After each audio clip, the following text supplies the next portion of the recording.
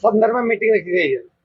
आज हमने यहाँ गंगापुर जो मिनी सचिवालय, इसमें प्रशासन गांव के संग अभियान, प्रशासन शहरों के संग अभियान और महंगाई राहत शिविरों को लेकर सभी ब्लॉक लेवल अधिकारियों की मीटिंग रखी, जिसमें हमारे विधायक महोदय जी पधारे थे और सभी विभागों के ब्लॉक लेवल के अधिकारी यहाँ आए हैं। इन अभियानों में हमारे क्षेत्र में लगभग 10 जगह महंगाई राहत के स्थायी कैंप लगेंगे, जिनमें गंगापुर में आपको बता दूं पंचायत समिति में रहेगा, एक तहसील हेडक्वार्टर पर रहेगा, एक चिकित्सालय में रहेगा, तलावड़ा रहेगा और नारायणपुर टटवाड़ा रहेगा। इसी तरह से 5 जगह हमारे वजीरपुर क्षेत्र उन राहत पैकेजों का लाभ उठा सके।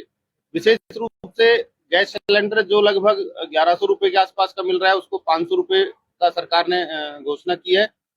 इसके अलावा जो बिजली विभाग में 100 यूनिट बिजली तो घरेलू और 2000 यूनिट कृषि कनेक्शन में बिल्कुल मुफ्त की है, उससे संबंधित रजिस्ट्रेशन होंगे।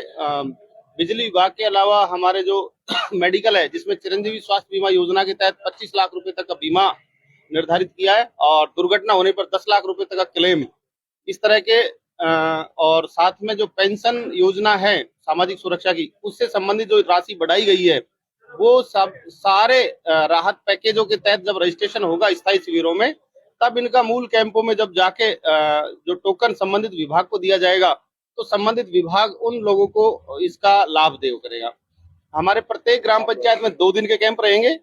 2 दिन के कैंप सुबह 10 बजे से लेकर 6 बजे तक के कैंप रहेंगे, जिनमें लगभग 23 विभाग शामिल होंगे और सभी विभागों को निर्देशित हमने कर दिया है कि वो उस ग्राम पंचायत की जो भी समस्याएं हैं, प्रत्येक समस्या का जब तक अंतिम रूप से समाधान नहीं हो जाए तब तक कैंप समाप्त नहीं करना है।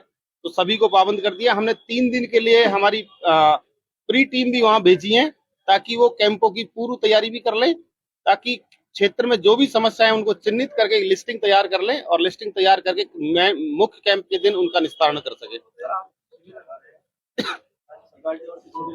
शिविरों का आयोजन किया जा रहा है, लेकिन अधिकांश जो विभाग है, जैसे राष्ट्रीय परिषद के है या ग्राम विकास अधिकारी है, वो सारे के सारे हड़ताल पर चले गए। मंत्रालय कर्मचारी भी हड़ताल पर चले गए। तो इन शिविरों की क्रियान्विति कैसे सफल होगी, ये थोड़ा देखिए, आप बता रहे हड़ताल पे जो जाने वाली स्थिति है वो सरकार लेवल की कुछ बातें हैं जो सरकार अपने स्तर पर उनकी मॉनिटरिंग कर रही है और उनसे वार्ता करके, और मैं उम्मीद करता हूं जब तक कैंप चालू होंगे तब तक उनका समाधान हो जाएगा और सारे विभाग उन कैंपों में आएंगे और निश्चित रूप से लोगों को लाभान्वित कराएंगे। कुल मिलाकर के ये है कि पात्र जो लाभार्थी है उनका फीडबैक एक तरीके से गवर्नमेंट डाटा इकट्ठा करके, ताकि उनको समुचित लाभ मिल सके। देखिए, पात्र व्यक्ति तो हर व्यक्ति पात्र है इन कैंपों में। जैसे आप 200 प्रत्येक गांव में जो 100 यूनिट बिजली है, तो वो हर व्यक्ति लाभान्वित होगा। इसी तरह से चिरंजीवी स्वास्थ्य बीमा योजना में भी मुख्य रूप से अधिकांश लोग लाभान्वित होंगे। इसी तरीके से हम बात करें कि जो हमारे पेंशनधारी हैं सामाजिक सुरक्षा के, वो भी लगभग हमारे यहाँ 25,000 के आसपास हमारे यहाँ पेंशनधारी हैं। तो इस तरीके से लगभग हर परिवार किसी न किसी योजना में लाभान्वित होगा और उसको इन कैंपों का फायदा मिलेगा। अच्छा, एक चीज और निकल करके आ रही है, खाद्य सुरक्षा के अंतर्गत अभी काफी लंबे टाइम से पोर्टल तो बंद है।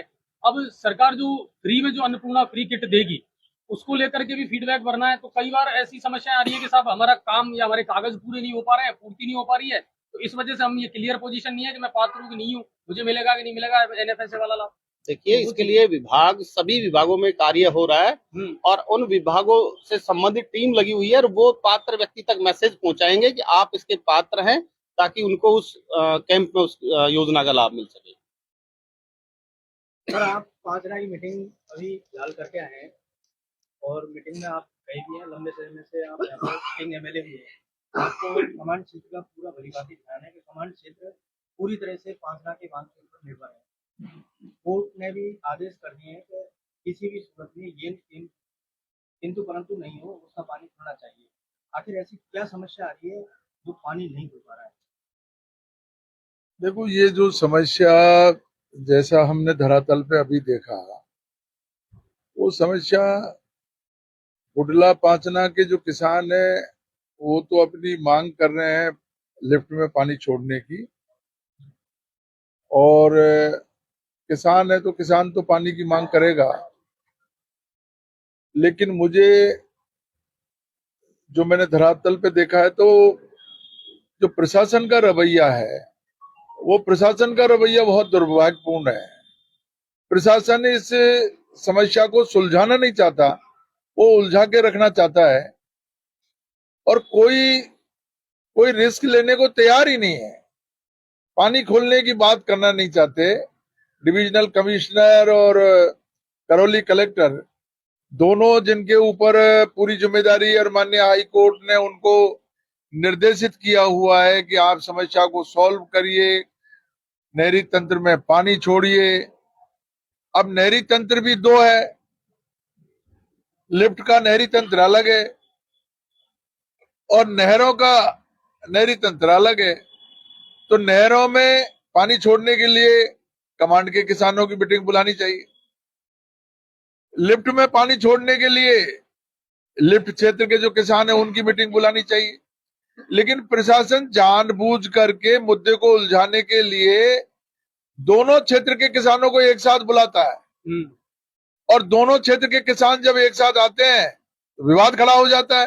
अपनी अपनी बात तो ठीक ढंग से बात का प्रेजेंटेशन नहीं हो पा रहा है।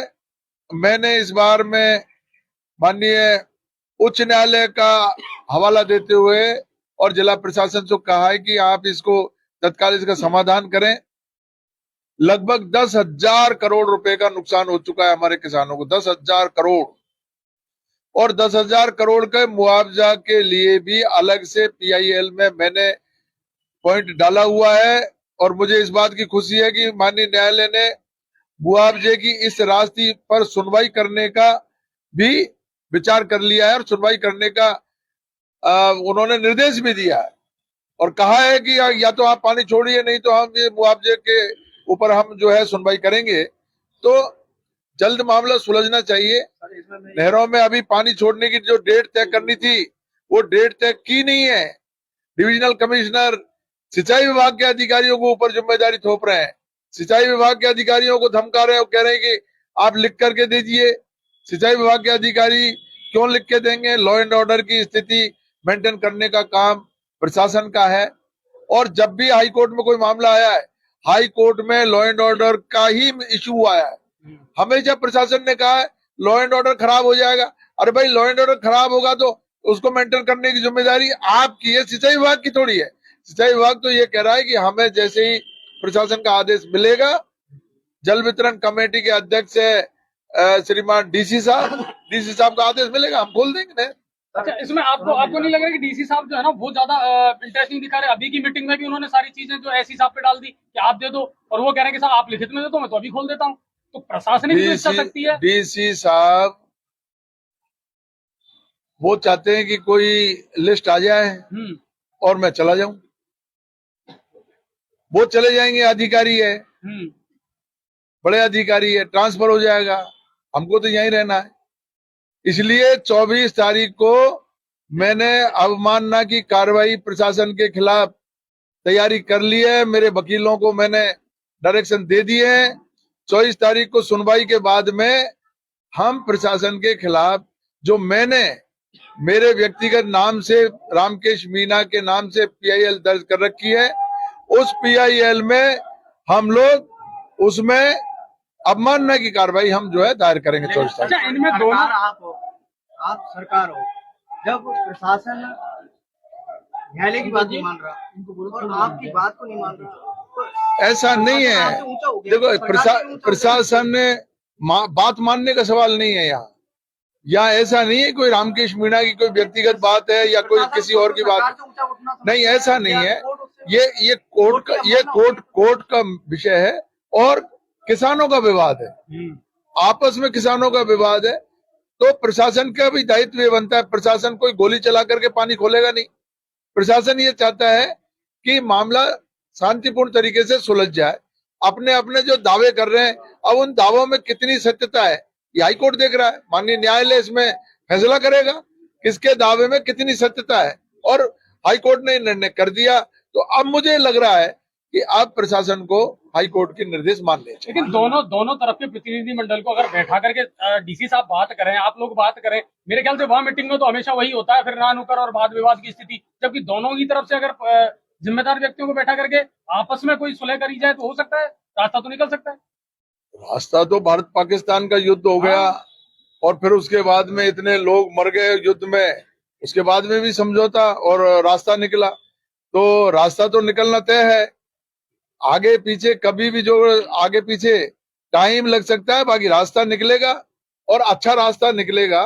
हमने उनको इस बार अच्छी तरीके से समझाया। मैंने बुडला पांचना के हमारे जो किसान भाई है उनको कहा कि ये लिफ्ट भी मैंने मंजूर करवाई थी और लिफ्ट जब मंजूर करवा दी तो इसका अगर कोई काम बाकी रह रहा है तो वो काम भी पूरा करवाएंगे। और चंबल पांचना जगर लिफ्ट का काम भी हमने इस बजट में सैंक्शन करवा दिया। हम तो चाहते हैं कि चंबल से लगातार पानी आए, पांचना सदाबहार रहे, 12 महीने पांचना भरा रहे और पांचना की नहरों में पानी आए। अब आपने जिला बनवा दिया, अब विकास को लेकर के अभी तो इस समय ज्यादा टाइम आप यहीं स्पेंड कर रहे हैं गंगापुर में और बहुत कुछ देख भी रहे हैं। नहीं अब सड़कों और भारद्वाज पानी जी, को लेकर के भारद्वाज जी सड़क पानी ही नहीं देखना मुझे। अभी गंगापुर के एक एक व्यक्ति की जो इच्छा है, जनमानस की इच्छा है कि जो हमें 40 साल बाद में न्याय मिला गंगापुर वासियों को, जिले की घोषणा हुई है, जिला बना है, तो अब ये जो हमारे अगले आने वाले जो 5 साल हैं ये बहुत निर्णायक हैं। इसमें हमें बहुत कुछ करना है। सारी बिल्डिंगें बनेंगी, सब बड़े प्रशासनिक अधिकारी आएंगे, बड़े विभाग आएंगे, योजनाएं तय होंगी, इंफ्रास्ट्रक्चर डेवलप होगा, कलेक्टर एसपी सिविल लाइन बनेगी, पुलिस लाइन बनेगी, दुनिया भर के काम है। 1 मिनट भी फुर्सत का काम नहीं है, रात दिन लगे हुए हैं। हमारे सारे प्रशासनिक अधिकारी लगे हुए हैं और हमारे बुद्धिजीवी लगे हैं गंगापुर के, उनसे लगातार संपर्क में हूँ, आपसे भी संपर्क में हूँ, आपसे भी सुझाव लेता रहता हूँ कि कौन सा काम हमें कैसे करना है। और मेरी आपसे विनती है, क्योंकि आपके पास जनता का फीडबैक रहता है, जनता का फीडबैक हमेशा सही फीडबैक है, वो फीडबैक जो आए वो मुझे अवगत कराते रहो, जिससे मैं कोई गलत निर्णय नहीं लूं। धन्यवाद। ठीक है सर, समाधान सरकार ढूंढने के लिए तैयार बैठी हुई है। आप हमारे एडीएम साहब से बात करो और आपकी जो समस्या है उनका समाधान करवाएं। ठीक है। नहीं, लेकिन ये लोग ये कह रहे हैं कि साहब समझौता देखो 2021 में समझौता हुआ है और ऐसा एक विभाग नहीं है, बहुत विभाग है सर जिनके साथ लिखित में समझौते तो हो गए मगर उनकी पालना नहीं हो पा रही, फिर समझौते किए ऐसा है भारद्वाज जी, जो समझौते नहीं किए थे सरकार ने वो भी स्कीमें लागू कर दी। ओपीएस का स्कीम जो है वो पूरे राजस्थान में लागू किए। तो ये छोटे मोटे समझौते से कोई जो समझौता अगर सरकार ने कर लिया तो सरकार कोई समझौते से पीछे हटने वाली नहीं है। आप बैठ करके बात कीजिए, आपके यूनियन के जो अधिकारी है, पदाधिकारी है, वो सारे के सारे पदाधिकारी बात करें और समाधान निकालें। आप कम से कम अपने अधिकारियों को तो जो है संतुष्ट करिए, जिससे ये पता लगे कि वास्तव में ये समस्या, इसका ये समाधान होना चाहिए। अब आप बात तो कर नहीं रहे हो और टेंट लगा दिया आपने।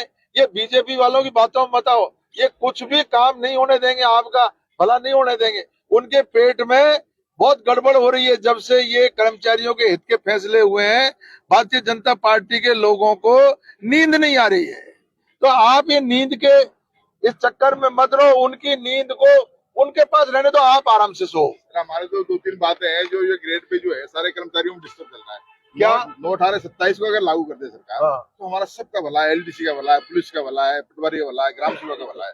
9/18/27 लागू कर दे तो उसमें समानता आ जाएगी। एडीएम साहब सारी बात सुनकर और के तो छोटी-मोटी बातें तो आप होती रहेंगी। बैठो, एडीएम साहब के साथ बैठ करके आप बातचीत करो और समाधान निकालें। ठीक है, ये बात हमारी बिल्कुल निकालें, जरूर। Thank you.